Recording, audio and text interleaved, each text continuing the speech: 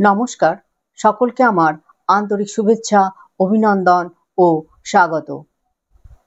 অনেক সামাজিক, দার্শনিক ও আধ্যাত্মিক বর্ণনা ও বিশ্লেষণের মেলবন্ধন ঘটেছে এই নির্ঝরির স্বপ্ন নির্মাণ উপন্যাসে। এখন শুনুন আমার লেখা নির্ঝরির স্বপ্ন নির্মাণ উপন্যাসের কিছু অংশ।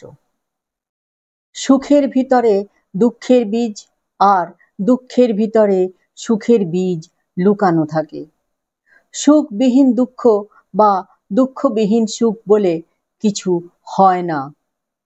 যেদিন এটা উপলব্ধি করতে পারবে, সেদিন জানবে সুখ দুঃখ জীবনের নিয়ম, একটার পর অন্যটা আসে আর যায়। জীবনের এই সুখ দুঃখের মধ্য দিয়েই মানুষের অভিজ্ঞতা লাভ হয়।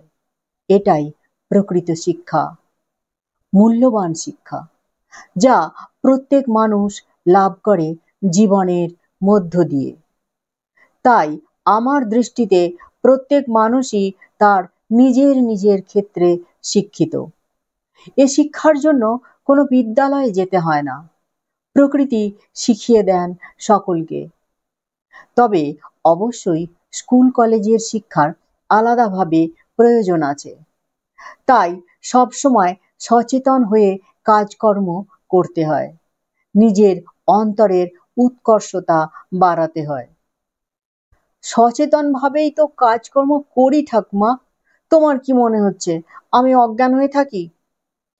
অজ্ঞান মানে কি শুধুই বেহুঁশ হয়ে মাটিতে লুটিয়ে পড়ে থাকা বোঝায়? এখানে অজ্ঞান মানে হলো বিচার বুদ্ধিহীন হওয়া। এতক্ষণ আপনারা শুনলেন নির্ঝরির স্বপ্ন নির্মাণ উপন্যাসের কিছু অংশ। অবশ্যই পড়ুন নির্ঝরির স্বপ্ন নির্মাণ। পাঠকগণ আমাজন থেকে বইটি সংগ্রহ করতে পারবেন। এছাড়া ডেসক্রিপশন বক্সে লিংক দেওয়া আছে। চ্যানেলটি সাবস্ক্রাইব করে সঙ্গে থাকুন। আপনার লাইক, কমেন্ট ও শেয়ার আমাকে নতুন ভিডিও বানাতে অনেকখানি প্রেরণা যোগাবে। সর্বে ভবন্তু সুখিনঃ, সর্বে সন্তু নিরাময়া, সর্বে ভদ্রাণি পশ্যন্তু, মা কশ্চিৎ দুঃখভাগ্ ভবেৎ। নমস্কার।